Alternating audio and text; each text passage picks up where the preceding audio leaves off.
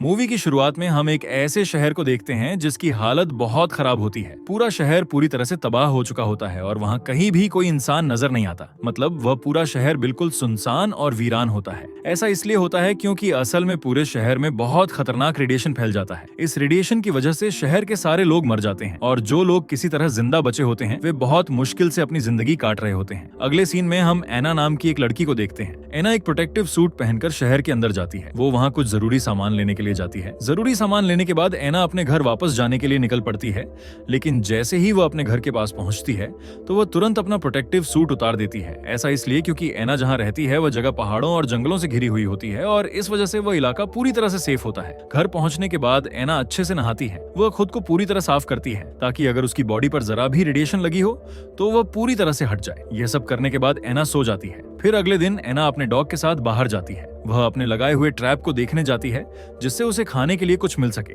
लेकिन वहां जाकर उसे पता चलता है कि उसके ट्रैप में कुछ भी फंसा नहीं होता, यानी उसके खाने के काम की कोई भी चीज नहीं मिलती। तभी अचानक एना का डॉग वहां से भागने लगता है। इस वजह से एना भी अपने डॉग के पीछे पीछे भागने लगती है। अपने डॉग का पीछा करते करते एना एक अजीब सी दिखने वाली गाड़ी के पास पहुंच जाती है। तभी उसका डॉग किसी को देखकर डर जाता है और वहां से और तेज भागने लगता है। अब एना भी सतर्क हो जाती है और एक जगह छुप कर देखने लगती है कि आखिर वहाँ कौन है, जिसे देखकर उसका डॉग डरकर भाग गया। तभी एना देखती है कि एक आदमी वहाँ आता है। वह आदमी एक प्रोटेक्टिव सूट पहने होता है और उसी अजीब गाड़ी के पास आता है। उस आदमी का नाम जॉन होता है। इसके बाद जॉन अपनी एक मशीन निकालता है और उस जगह पर रेडिएशन चेक करने लगता है, लेकिन उसे वहाँ किसी भी तरह की रेडिएशन नहीं मिलती। इस वजह से जॉन बहुत खुश हो जाता है। फिर वह अपना प्रोटेक्टिव सूट उतार देता है और खुशी महसूस करने लगता है। वह आदमी बहुत जोर जोर से चिल्लाने लगता है। इतना सब होने के बाद जॉन वहाँ से आगे बढ़ जाता है। उसके जाने के बाद एना उसकी गाड़ी के पास पहुंचती है। तभी एना का डॉग उसे इशारे में अपने साथ चलने के लिए कहता है। जब एना अपने डॉग के पीछे पीछे जाती है तो उसे एक जगह पर जॉन दिखाई देता है। उस समय जॉन झरने से गिर रहे पानी में नहा रहा होता है। यह देखकर एना तुरंत दौड़कर उसके पास पहुंचती है। वह जल्दी जल्दी जॉन से कहती है कि पानी से बाहर निकल आओ, लेकिन जैसे ही जॉन एना के हाथ में बंदूक देखता है वह डर जाता है और सावधान भी हो जाता है। इसी वजह से वह तुरंत अपनी बंदूक उठाकर एना पर तान देता है। तब एना उसे शांत होकर समझाती है। वह कहती है कि वह उसे कोई नुकसान पहुंचाने नहीं आई है, वह उसे मारने नहीं बल्कि उसकी भलाई के लिए आई है। एना जॉन से कहती है कि वह इस पानी में न नहाए क्योंकि यह पानी शहर से होकर आ रहा है और उसमें खतरनाक रेडिएशन फैली हुई है। ये बात सुनते ही जॉन बहुत ज्यादा घबरा जाता है, इसलिए वह एना की बात मानकर तुरंत पानी से बाहर निकल आता है, लेकिन तब तक रेडिएशन उसकी बॉडी के अंदर जा चुकी होती है और पूरे शरीर में फैल जाती है। इस वजह से जॉन की हालत बिगड़ने लगती है और उसे उल्टियां होने लगती है। जॉन तुरंत अपनी गाड़ी के पास जाता है। वह गाड़ी से एक इंजेक्शन निकालता है और खुद को लगाने की कोशिश करता है, लेकिन उसकी हालत इतनी खराब होती है कि वह खुद इंजेक्शन नहीं लगा पाता। इसलिए एना उसकी मदद करती है और उसे इंजेक्शन लगा देती है। इसके बाद एना जॉन को अपने घर के पास ले आती है। वह उसके ऊपर पानी डालकर उसके शरीर को अच्छे से साफ करती है। फिर एना जॉन को घर के अंदर ले जाती है, लेकिन वहाँ भी जॉन की तबीयत काफी खराब रहती है। अगले दिन एना जॉन के लिए दवाइयां लाकर देती है, लेकिन दवाई लेने के बाद भी जॉन की हालत ठीक नहीं होती, बल्कि उसकी तबीयत और ज्यादा खराब होती जाती है। फिर भी एना उसका पूरा ख्याल रखती है। वह उसकी अच्छे से देखभाल करती रहती है। रात के समय जब एना जॉन को देखने आती है तो वह देखती है कि जॉन को बहुत तेज बुखार हो चुका होता है। एना कहती है कि वह खुद वहाँ जाकर भी फ्यूल निकाल सकती है। इस पर जॉन कहता है कि हाँ, अकेले रहने से इंसान को ऐसा ही महसूस होता है। वह बताता है कि वह भी पिछले काफी समय से एक बंकर के अंदर रह रहा था। वह भी बिल्कुल एना की तरह पूरी तरह अकेला जिंदगी जी रहा था। जॉन कहता है कि उसे ऐसा लगता था कि उसकी जिंदगी आगे बढ़ ही नहीं रही। ऐसा लगता था जैसे उसकी जिंदगी एक ही जगह पर रुक गई हो। फिर जॉन एना को बताता है कि असल में वह एक इंजीनियर है, इसलिए उसने यह फैसला कर लिया था कि चाहे उसे मरना ही क्यों न पड़े, लेकिन वह बंकर के अंदर बंद रहकर जिंदगी नहीं बिताएगा। वह आजादी की जिंदगी जीना चाहता था। अगले दिन हम देखते हैं कि एना मछली पकड़ रही होती है। वह एक मछली पकड़ भी लेती है। बाद में वह उस मछली को पकाती है और फिर एना और जॉन दोनों मिलकर उसे खाते हैं और एंजॉय करते हैं। इसी दौरान एना जॉन को बताती है कि पहले उसके पास एक जनरेटर था, लेकिन अब वह जनरेटर काम नहीं करता। वह काफी पहले ही खराब हो चुका है। ये सुनते ही जॉन तुरंत उस जनरेटर को चेक करने चला जाता है। वह उसे ठीक करने की कोशिश करता है, लेकिन वह जनरेटर ठीक नहीं हो पाता। जॉन पूरी कोशिश करता है, लेकिन उसे नाकामी मिलती है। इसके बाद जॉन और एना दोनों वाटरफॉल के पास आते हैं। वहीं पर जॉन के दिमाग में एक नया आइडिया आता है। जॉन एना से कहता है कि उन्हें लकड़ियों से एक बड़ा सा व्हील बनाना होगा। इसके बाद दोनों घर लौट आते हैं और लकड़ियों का इंतजाम कैसे किया जाए इस पर सोचने लगते हैं। तभी जॉन एना से कहता है कि वे चर्च को तोड़ सकते हैं और उसकी लकड़ियों से एक बहुत बड़ा व्हील बना सकते हैं, लेकिन एना उसे ऐसा करने से मना कर देती है। वह कहती है कि जब वह पूरी तरह अकेली थी, जब उसके पास कोई नहीं था, तब उसका सहारा सिर्फ और सिर्फ वही चर्च था। तभी जॉन एना को प्यार से समझाता है। वह कहता है कि अगर तुम दिल से प्रेयर करोगी तो तुम्हें भगवान का साथ हर जगह महसूस होगा। जॉन एना से कहता है कि अब चर्च जाने की भी जरूरत नहीं पड़ेगी। फिर भी ताकि एना को बुरा न लगे, जॉन जनरेटर को ठीक करने के बारे में सोचना बंद कर देता है। कुछ समय बाद एना खेती करने के लिए चली जाती है। इसी दौरान जॉन एक पूरी तरह वीरान पड़ी सुपरमार्केट में पहुंच जाता है। वहां उसे शराब की कई बोतलें मिल जाती हैं। जॉन वहीं बैठकर उन बोतलों से शराब पीने लगता है। जब एना वहां पहुंचती है तो जॉन उसे देखकर और ज्यादा शराब पीने लगता है। वह बहुत ज्यादा नशे में हो जाता है, इसलिए एना किसी तरह जॉन को संभालकर उसे घर वापस ले आती है और घर आकर जॉन एना पर जोर जोर से चिल्लाने लगता है। इस वजह से एना बहुत उदास और नाराज हो जाती है और दुखी होकर वहां से चली जाती है। अगली सुबह जॉन एना के लिए नाश्ता बनाकर लाता है। वह पिछली रात एना के साथ जो बदतमीजी करता है उसके लिए वह एना से माफी मांगता है। जॉन की माफी सुनकर एना कहती है कि सब ठीक है। वह कहती है कि वह नाराज नहीं है और उसे रिलैक्स होने के लिए कहती है। अब रात का सीन दिखाया जाता है जहां एना और जॉन कैंडल लाइट डिनर कर रहे होते हैं। इस दौरान एना अचानक बहुत ज्यादा शराब पीने लगती है। हालांकि जॉन उसे ज्यादा शराब पीने से मना करता है, लेकिन एना जॉन की एक भी बात नहीं सुनती और वह बहुत ज्यादा शराब पी लेती है। ज्यादा नशे की वजह से एना अपना होश खो देती है। उसे समझ नहीं रहता कि वह क्या बोल रही है और क्या कर रही है। इसी नशे की हालत में वह जॉन को शादी के लिए प्रपोज कर देती है, लेकिन जॉन शादी के लिए अभी मना कर देता है। वह कहता है कि अभी उनकी जिंदगी में और भी बहुत सारी परेशानियां हैं, इसलिए वे शादी के बारे में बाद में सोचेंगे। यह सुनकर एना उसकी बात मान लेती है। अगले दिन एना अपने डॉग के साथ जंगल में होती है। तभी उसका डॉग उसे दूर भागकर एक आदमी के पास जाकर रुक जाता है। यहाँ हमें उस आदमी का नाम पता चलता है। उस आदमी का नाम कैलब होता है। कैलब देखने में ठीक नहीं लग रहा होता। उसकी तबीयत काफी खराब दिखाई दे रही होती है। वह एना से मदद मांगता है और पीने के लिए पानी मांगता है। इसीलिए एना कैलब की मदद करने के लिए उसे पानी देने के लिए अपने घर के पास ले आती है। जैसे ही जॉन कैलब को देखता है वह उस पर गन तान देता है। यह देखकर एना जॉन को समझाती है। वह कहती है कि रुको, इसे गोली मत मारो। यह आदमी हमारा कुछ भी नुकसान नहीं करेगा। इसे सिर्फ पीने के लिए पानी चाहिए। इसके बाद एना कैलब की मदद करती है। वह उसे पीने के लिए पानी देती है। तब कैलब अपनी कहानी उन्हें बताता है। वह कहता है कि वह थोड़ी दूरी पर बनी एक केव में अपने साथियों के साथ रहता था, लेकिन रेडिएशन की वजह से उसके सारे साथी मर चुके हैं। इसलिए अपनी जान बचाने के लिए वह वहां से भाग आया। फिर कैलब जॉन और एना से पूछता है कि क्या वह कुछ दिनों तक उनके साथ रह सकता है। इस पर जॉन उसे घर के अंदर रहने की परमिशन नहीं देता है, लेकिन एना इससे खुश नहीं होती। वह जॉन से कहती है कि कैलब को घर के अंदर ही रखना चाहिए। इसके बाद एना कैलब को घर के अंदर ले आती है। अब जब तीनों साथ में खाना खा रहे होते हैं तभी कैलब जॉन से सवाल करता है। वह पूछता है कि तुम इस जगह पर कैसे पहुंचे थे।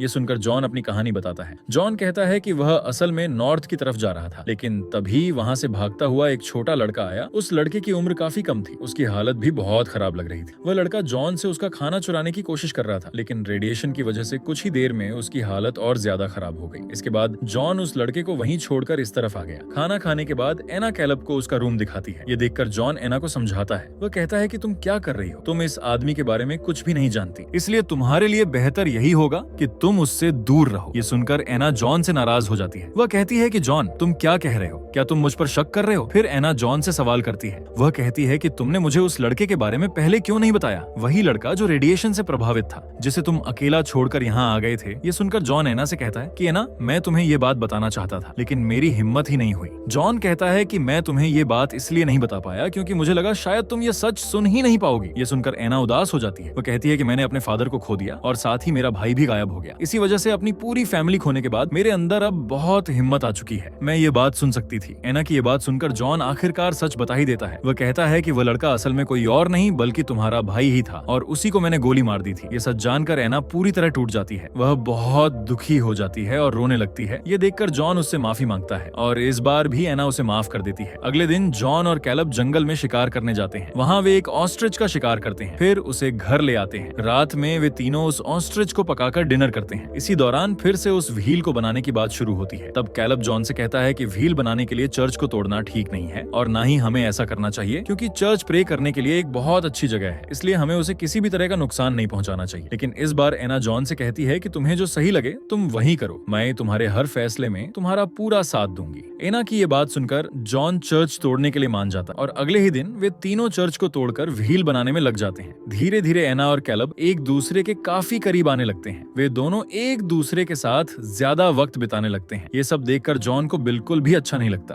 उसको अंदर ही अंदर बहुत बुरा लगता है। इसीलिए वह एना को अपने पास बुलाता है और उसे समझाता है कि तुम जो कर रही हो मुझे उससे बुरा नहीं लग रहा, क्योंकि यह तुम्हारी जिंदगी है। तुम्हें पूरा अधिकार है। तुम जिसके साथ चाहो उसके साथ रह सकती हो, चाहे मेरे साथ या फिर कैलब के साथ। ये सुनकर एना जॉन से कहती है कि जॉन, तुम गलत सोच रहे हो, ऐसा कुछ भी नहीं है। इतना कहने के बाद एना रोते हुए वहाँ से चली जाती है। अगले दिन हम देखते हैं कि उनका आधा व्हील बनकर तैयार हो जाता है। इस खुशी में रात को वे तीनों कैंडल लाइट डिनर करते हैं। डिनर के बाद मजे करने के लिए वे तीनों तालाब के पास चले जाते हैं। वहाँ वे तीनों तालाब में उतरकर एक गेम खेलते हैं। इस गेम में कैलब एक बोतल को पानी के अंदर फेंक देता है। अब तय होता है कि बारी बारी वे उस बोतल को ढूंढेंगे। सबसे पहले जॉन बोतल ढूंढने के लिए पानी में जाता है, लेकिन उसे बोतल नहीं मिलती। इसके बाद एना बोतल ढूंढने के लिए पानी में जाती है। थोड़ी देर बाद एना पानी से बाहर आकर कहती है कि मुझे बोतल मिल गई थी, लेकिन वह बोतल मेरे हाथ से छूट गई। एना की ये बात सुनकर कैलब को बिल्कुल भी यकीन नहीं होता, इसलिए वे खुद बोतल चेक करने के लिए एना के साथ पानी में चला जाता है। ये सब देखकर जॉन को फिर से बुरा लगता है। जब एना और कैलब पानी से बाहर आते हैं तो जॉन एना से कहता है कि अब मैं तैयार हूँ, अब हमें शादी कर लेनी चाहिए। इसके बाद एना और जॉन डिस्कशन करने के लिए रूम में चले जाते हैं, लेकिन ज्यादा शराब पीने की वजह से जॉन बहुत ज्यादा ड्रंक हो जाता है और वहीं पर सो जाता है। ये देखकर एना को बिल्कुल भी अच्छा नहीं लगता, इसीलिए वह कैलब के पास जाती है और उसके साथ टाइम गुजारती है। इसके बाद अगली सुबह का सीन आता है जहाँ एना नाश्ते की टेबल पर बैठी होती है। तभी कैलब आकर उसके पास बैठ जाता है। ये देखकर जॉन को एक बार फिर बुरा लगता है, लेकिन इस बार उसे कुछ गड़बड़ महसूस होती है। फिर हम देखते हैं कि एना वहाँ नहीं बैठती और खुद ही वहाँ से चली जाती है। इसके बाद जॉन और कैलब व्हील बनाने का आखिरी काम पूरा करने के लिए वहाँ से निकल जाते हैं। रास्ते में जॉन कैलब से कहता है कि तुम्हारे आने के बाद मैं और एना एक दूसरे के काफी करीब आ गए हैं। जॉन कहता है कि तुम्हारे आने से सब ठीक हुआ, इसके लिए वह कैलब को धन्यवाद देता है। कैलब हंसते हुए जॉन से कहता है कि तुम झूठ ठीक से नहीं बोल पाते। झूठ बोलते समय तुम साफ पकड़ में आ जाते हो। असल में तुम यही चाहते थे कि मैं यहाँ कभी आता ही ना। ये बात सुनकर जॉन चुप रह जाता है और कोई जवाब नहीं देता। इसके बाद दोनों मिलकर व्हील बनाने का काम करते हैं। कुछ समय बाद व्हील पूरी तरह बनकर तैयार हो जाता है। अपनी मेहनत सफल होते देख दोनों बहुत खुश होते हैं, लेकिन तभी कैलब सूट पहनकर रस्सी के सहारे ऊपर चढ़ता है। अचानक उसका पैर फिसल जाता है। जॉन रस्सी पकड़कर उसे बचा लेता है, लेकिन जब दूसरी बार कैलब का पैर फिसलता है तो दोनों एक दूसरे की आंखों में देखते हैं। कैलब जॉन की आंखों में अपने लिए नफरत देख लेता है और वह समझ जाता है कि अब की बार जॉन उसे नहीं बचाएगा। इसके बाद सीन वहीं खत्म हो जाता है। अब जॉन अकेले घर वापस आता है। घर आकर एना उसे बताती है कि कल रात उससे बहुत बड़ी गलती हो गई। वह शराब के नशे में थी और होश में नहीं थी, इसी वजह से उसने कैलब के साथ समय बिताया। एना जॉन से माफी मांगती है। जॉन कहता है कि कोई बात नहीं। वह एना को माफ कर देता है और उसे शांत रहने को कहता है। जॉन ये भी बताता है कि कैलब उसका सूट लेकर यहाँ से जा चुका है और हमारे साथ रहने के लिए शुक्रिया कहकर चला गया। ये सुनकर एना घबरा जाती है। उसे जॉन पर शक होने लगता है। वह तुरंत बाहर जाकर देखने लगती है, लेकिन उसे वहाँ कोई भी दिखाई नहीं देता। इससे एना बहुत दुखी हो जाती है। अब उसे लगने लगता है कि शायद जॉन ने ही कैलब के साथ कुछ गलत किया है। इसी शक और उदासी में एना कुछ दिन और बिता देती है। कुछ दिनों बाद उसके घर में लाइट आ जाती है, क्योंकि अब उसके घर की बिजली चालू हो जाती है। जॉन जनरेटर की वायरिंग को सही तरह से जोड़ देता है। फिर वह उस बड़े व्हील की मदद से जनरेटर को चलाने में कामयाब हो जाता है। जब घर में बिजली आ जाती है तो एना बहुत खुश हो जाती है। अगले दिन एना कुछ सामान लेने घर के स्टोर रूम में जाती है। वहाँ उसे एक पियानो दिखाई देता है। ये वही पियानो होता है जो पहले चर्च में रखा हुआ था। चर्च टूटने के बाद जॉन ने उसे बचाकर यहाँ रख दिया था।